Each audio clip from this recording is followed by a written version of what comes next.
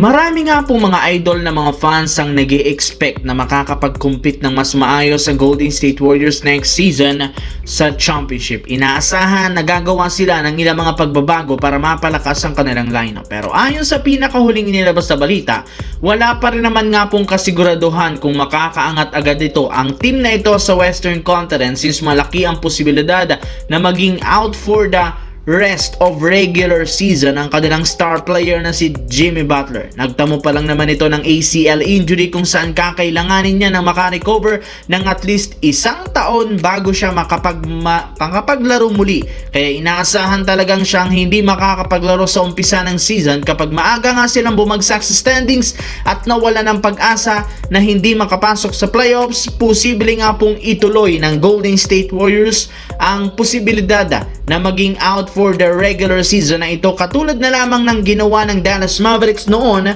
kay Kyrie Irving. Samantala, dahil nga malapit nang magtapos ang NBA Finals, marami nga mga trade ang nagsisilabasan ngayon sa social media kagaya na lamang ni Giannis Antetokounmpo na siyang pinakamalaking pangalan na available ngayon sa trade market at isa sa mga teams na may interes sa kanya sa pagkuha ay ang Los Angeles Lakers. Ang problema sa laki ng kontrata ni Antetokounmpo, hirap nga silang makuha ito sa Milwaukee Bucks. Kaya marami ang nagtatanong, itutuloy pa nga ba ni Rob Pelinka ang pagkuha dito? Well, ayon sa isang insider, nananatili pa rin naman sa plano ang Lakers ang pag-trade kay Giannis, ngunit hindi lang naman nila ito kayang gawin sa ngayon. Marahil isa sa katuparan nga daw ito ng Lakers ang pagsungkit kay Giannis once na tuluyang magretiro na si LeBron James sa NBA. Mas priority pa rin ng Lakers ang pagpapanatili kay LeBron at pagbibigay ng kontrata kay Austin Reeves kaysa makipag-trade sa Milwaukee Bucks kay Giannis Antetokounmpo at buuhin ang tandem ni Luka at Giannis. As of now, desidido pa rin panatilihin ng Lakers si LeBron at priority pa rin naman nila ito. Sa kabilang banda, matagal na rin naman nga po mula nang mag-compete ang Miami Heat sa kampyonato. Simula nang mawala si Jimmy Butler sa kanilang lineup, nagkanda leche-leche na nga ang prangkisa nila. Parating nagiging isang play-in tournament team sa East at hindi pa nga nakakapasok sa playoffs. Kaya maging si Bam Adebayo nawawalan na rin naman ng pasensya.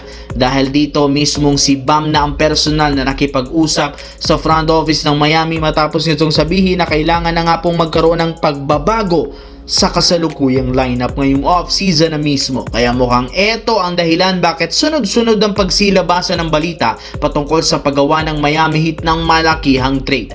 Halos karamihan sa kanilang mga rival teams sa East nakakuha at nagkakampyon. Sa madaling salita, dapat na rin naman nga pong gumawa ng malaking pagbabago ang front office ng Miami Heat para makabalik ang team na ito bilang isang championship contender sa Eastern Conference, which is dapat gawin na ni Pat Riley.